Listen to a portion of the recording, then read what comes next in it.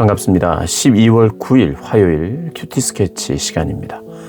오늘 본문은 여호수아 15장 20절부터 63절까지의 말씀입니다.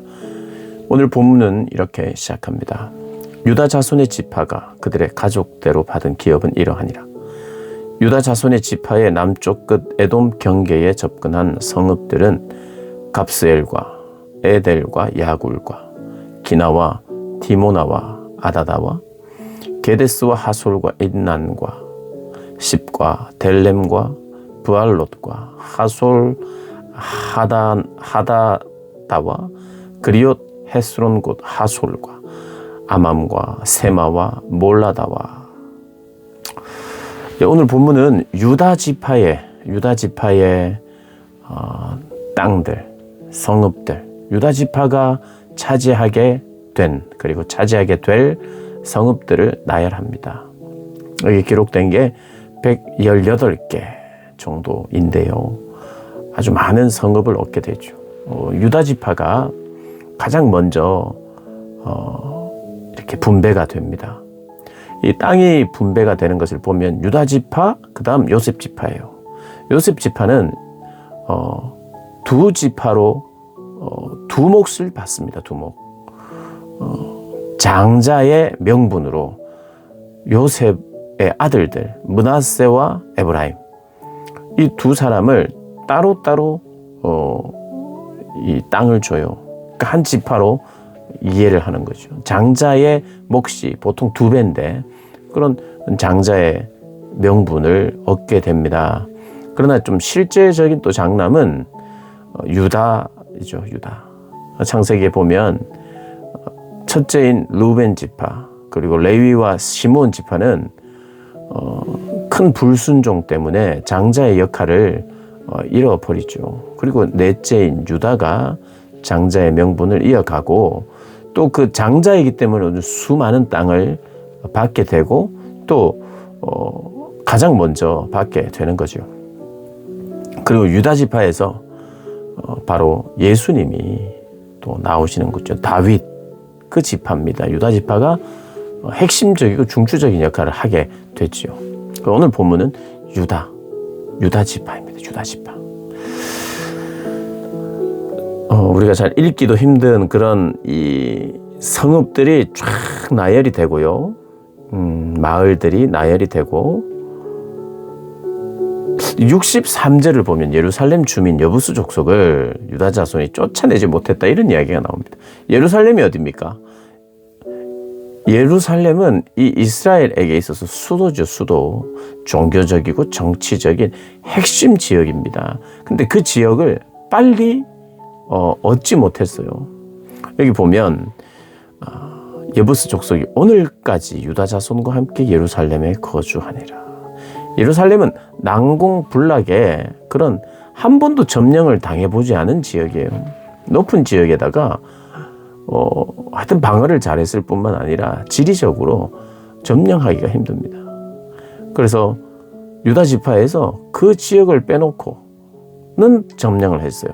근데 그 지역을 점령하기에는 역부족이기도 하고 또 진취적으로 믿음으로 또 계속해서 뭔가 시도를 못했던 것 같아요. 어쨌든 한계입니다. 한계. 그 한계가 있었던 것을 보게 돼요.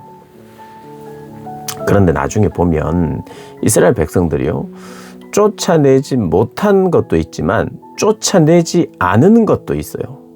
왜냐하면 그들이 경제적인 유익을 위해서 종으로 쓰면 된다는 거죠. 종으로. 왜 이들을 다 죽여버리고 없애느냐. 종으로 쓰자 해서 실제로 종으로 쓰는 일들이 있었어요.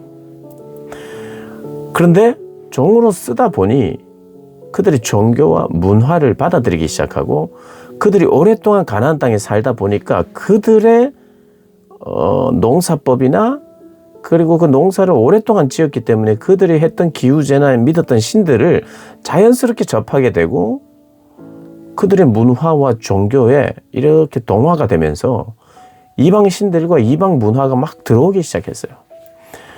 그들이 처음에는 어떤 마음으로 시작했는가? 우리에게 유익이라는 거예요. 유익. 종교적으로 유익이다. 종교적으로. 그래서 종교적으로 유익이 아니라 경제적으로 유익이다. 경제적으로 유익이다. 분명히 우리 종으로 쓰고 노동력으로 쓰면 우리에게 유익하지. 우리가 쓸 수 있지 않느냐. 우리가 쓰겠다는 거예요.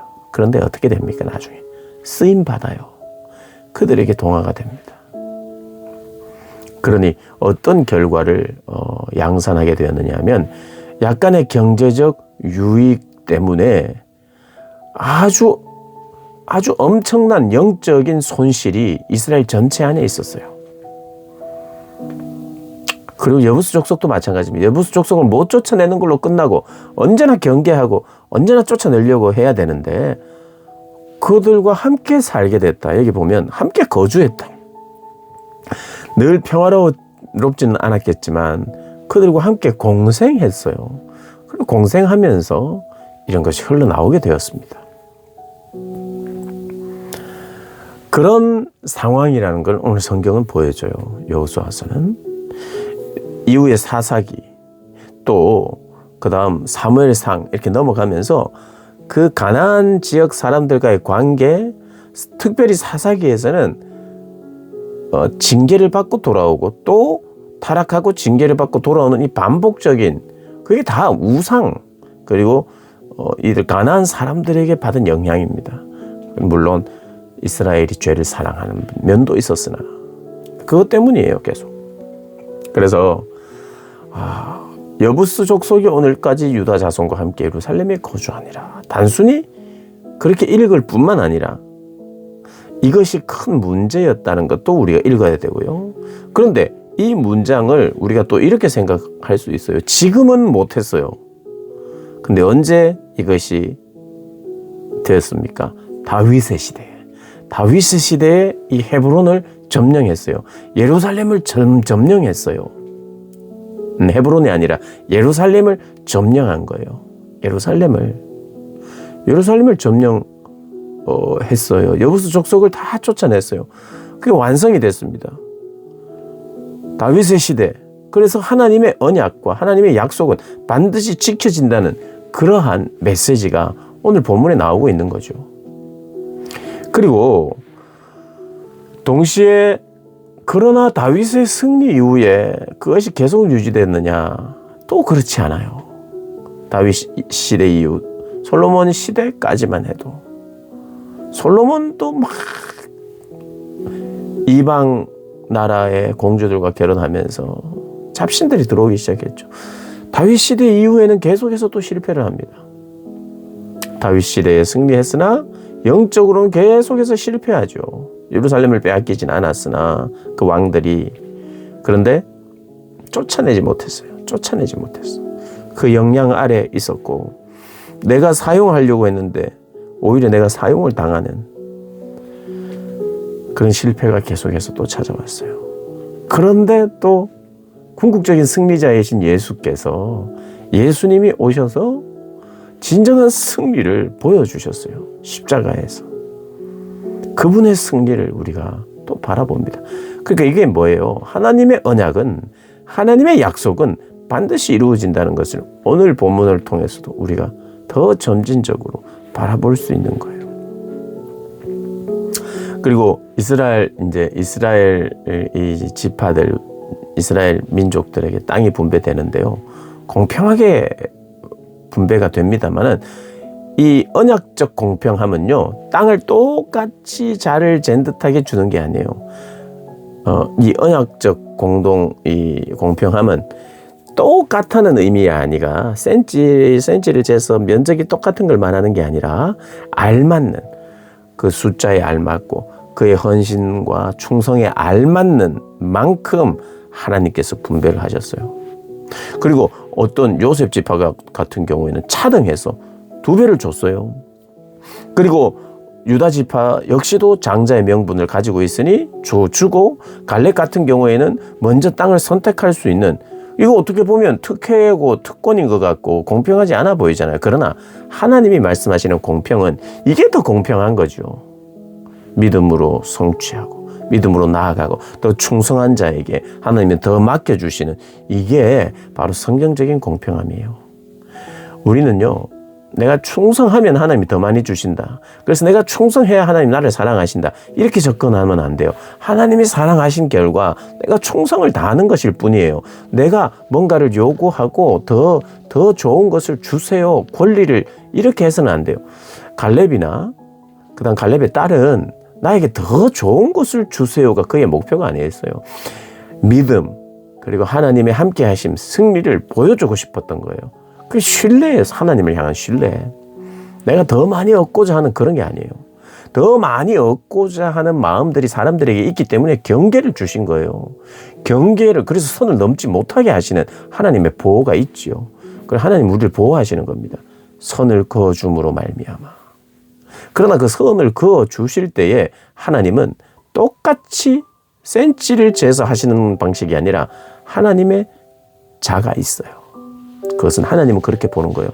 믿음으로 충성으로 나가는 자들에게 레위 지파에게도 그렇게 충성하기 때문에 그렇게 주는 거예요. 그리고 갈렙에게도 충성스러운 믿음이 있었기 때문에 주는 거예요. 충성된 자들에게 더 많이 맡기시는 하나님의 은혜인 거예요. 하나님은요, 우리를 그렇게 차등해서 주시는 분이에요.